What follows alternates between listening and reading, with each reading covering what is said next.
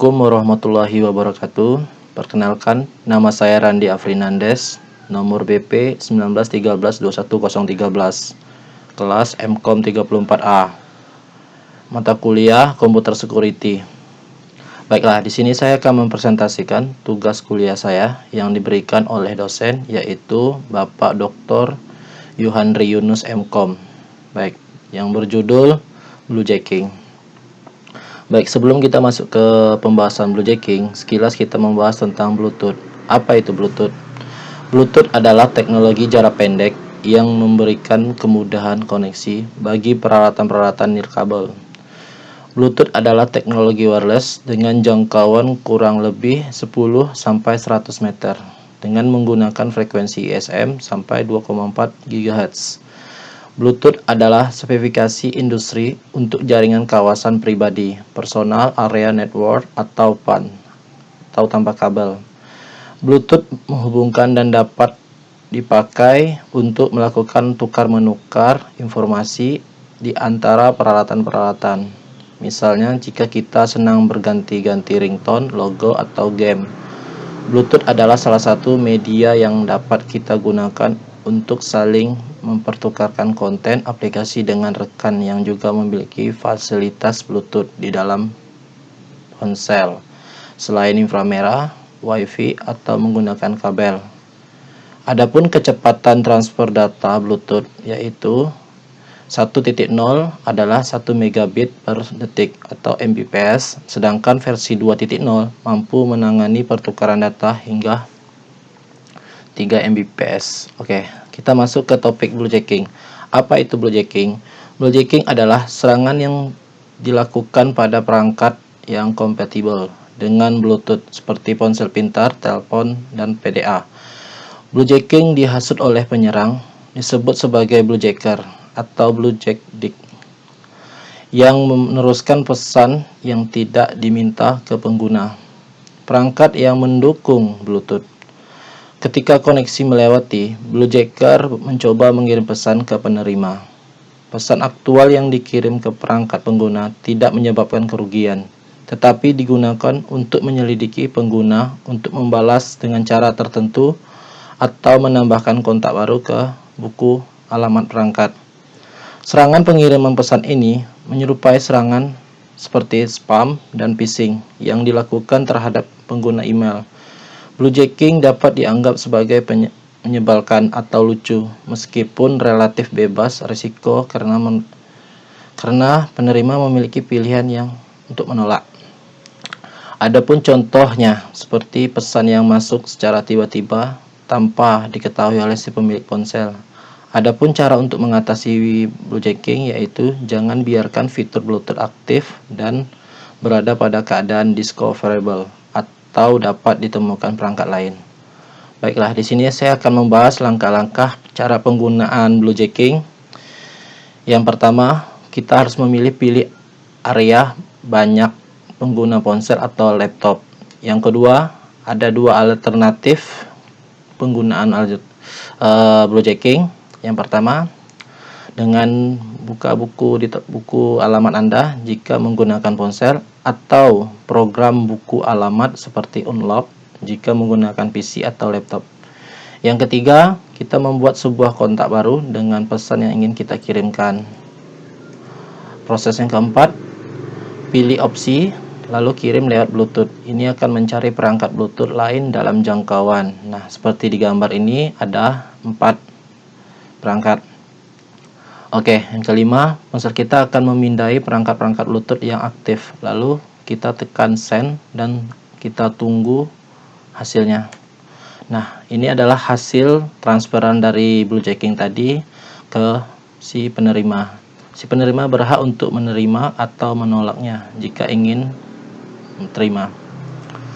Adapun tempat untuk penggunaan bluejacking yaitu 1. Pusat perbelanjaan, 2. Stasiun kereta, 3. Kafe, 4. Di kereta, 5. Di jalan raya, 6. Di bioskop, 7. Toko ponsel, 8. Elektronik. Nah, sebelum kita adapun penerapan bluejacking, ada persyaratan dasar untuk menerapkan bluejacking. Persyaratan ini adalah sebagai berikut. Yang pertama, A. Perangkat berkemampuan Bluetooth. Perangkat berkemampuan Bluetooth apapun yang dapat menggunakan fasilitas Bluetooth-nya. Sebuah perangkat berkemampuan Bluetooth. Perangkat berkemampuan Bluetooth apapun yang dapat menggunakan fasilitas Bluetooth-nya dapat digunakan untuk memulai bluejacking.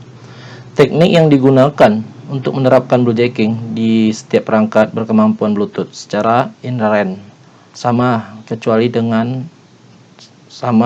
untuk perbedaan kecil tertentu. Semua ini memanfaatkan celah dalam protokol pemasangan Bluetooth untuk menerapkan bluejacking. Selanjutnya adalah B, perangkat lunak untuk bluejacking. Bluejacking juga dapat diimplementasikan menggunakan perangkat lunak tertentu. Perangkat lunak tertentu untuk bluejacking. Bluejacking juga dapat diimplementasikan menggunakan perangkat lunak tertentu. Ini dapat diinstal pada perangkat Bluetooth dan dijalankan untuk memulai bluejacking. Dengan menggunakan teknik ini, prosedur manual melakukan serangan bluejacking dapat di-bypass atau diretas. C. Tempat yang ramai. Ini diperlukan karena bluejacker kemungkinan akan menemukan penerima untuk serangan bluejackingnya hanya di tempat ramai.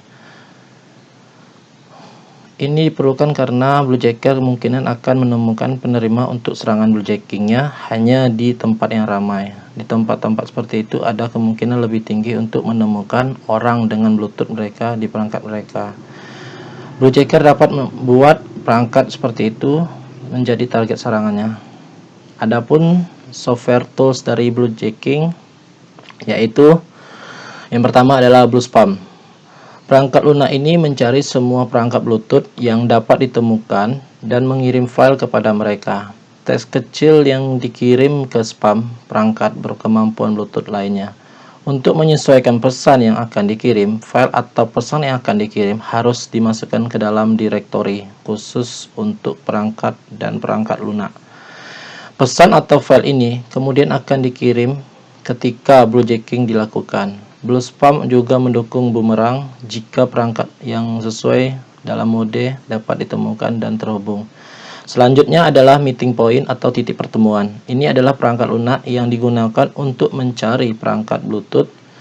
Titik pertemuan dapat diatur ke saluran tertentu untuk bertemu dengan orang-orang yang belum pernah bertemu sebelumnya. Ini dapat dikombinasikan dengan perangkat lunak bluejacking. Perangkat lunak ini kompatibel dengan hampir semua sistem operasi. Selanjutnya adalah FreeJack. Ini adalah alat lain untuk bluejacking.